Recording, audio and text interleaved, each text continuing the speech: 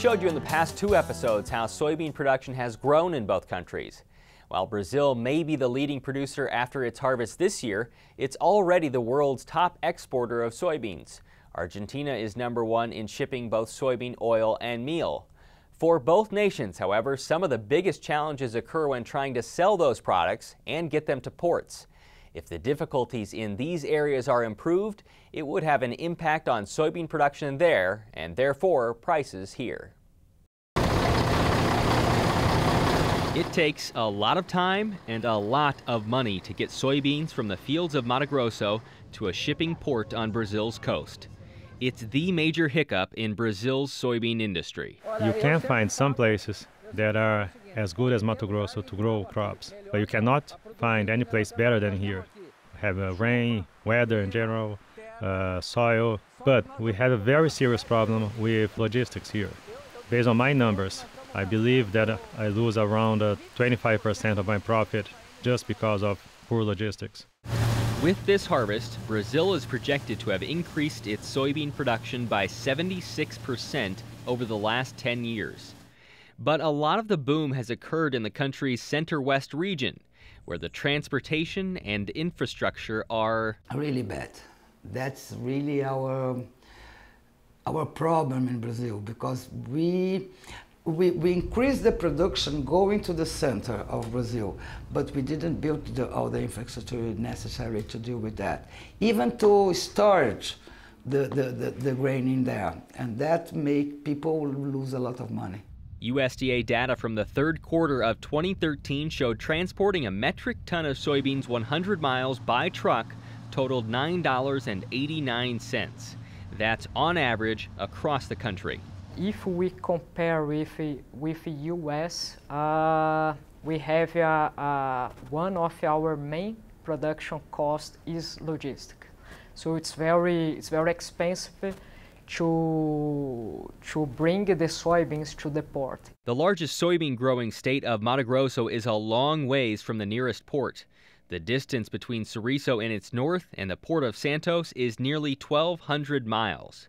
It would be a similar distance going from Grand Island, Nebraska to New Orleans. 60 miles to the north in Sinop, Roberto Negrini says trucking his soybeans costs between $2.25 per bushel and $2.85 per bushel. That price is actually better than the state average. At a recent exchange rate, the state average would be $3.23 a bushel during the first 3 quarters of 2013. The cheapest bill during that period was hauling from northwest Rio Grande do Sul to the port of Rio Grande at 66 cents per bushel.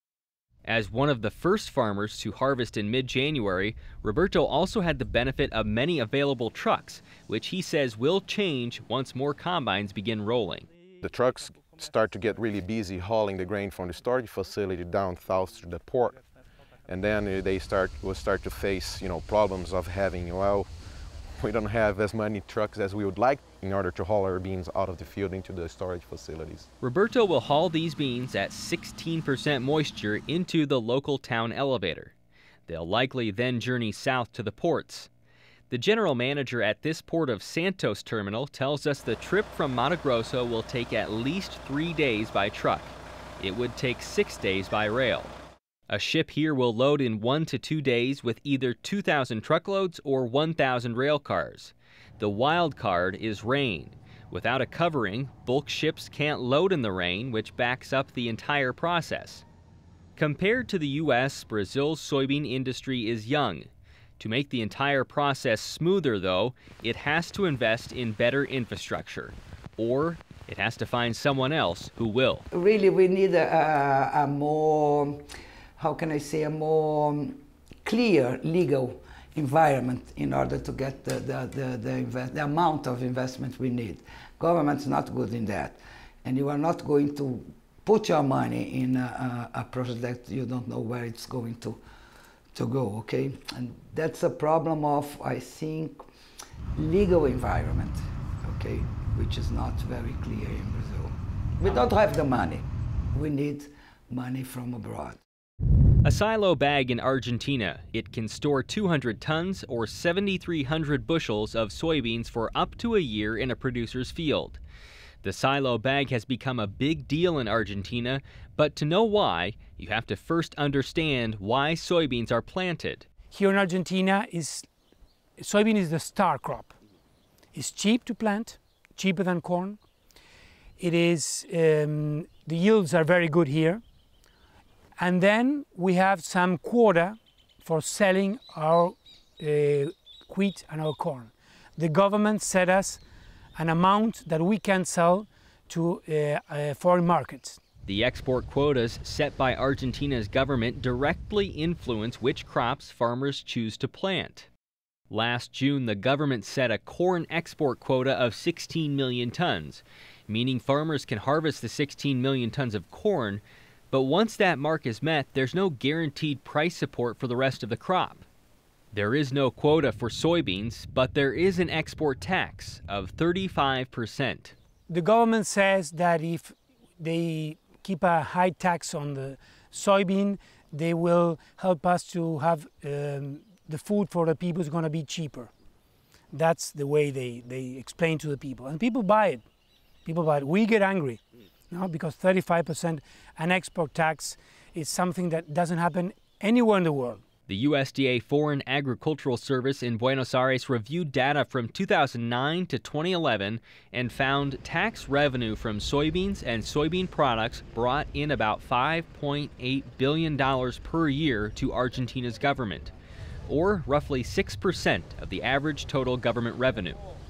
Argentina taxes corn exports at 20%, wheat shipments at 23%, and soybean oil and meal exports at 32%, lower than the rate of 35% for whole beans.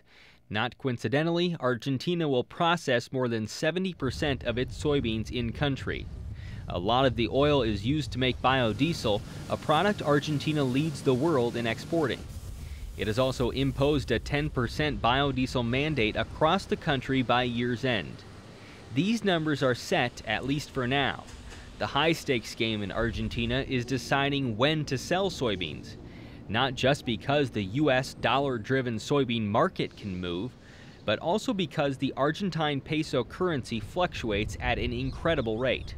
Well, today if you want to buy a real dollar, the one you can touch it, the green one, you have to pay almost 12 pesos.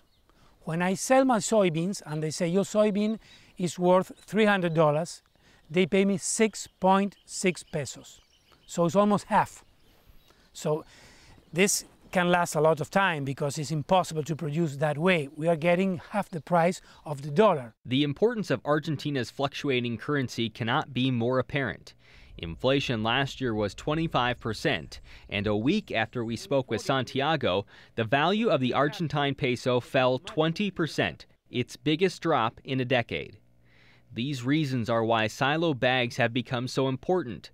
Rather than selling soybeans for devaluating pesos, farmers are opting to hold the crop and therefore the value on their farms. You get paid in pesos, and the peso is devaluating every day. So the best way of keeping the value is to keep the soybean, the grain, and we use bags, big bags to put our grain, and we sell them when we need to pay our costs, and we try to keep our soybean as long as we can. According to the latest USDA estimates, Argentine farmers are holding more soybeans than they ever have. March 2014 carryover is estimated at more than 330 million bushels. In 2015, Argentina will hold its presidential election. For farmers here, a change in tax policy could impact if these silo bags are more or less important in the future. Our coverage from Argentina and Brazil can be found on our website at marketjournal.unl.edu/South America. The first part of our reporting detailed the growth in soybean production in Argentina and Brazil. The second described the growing conditions in both countries.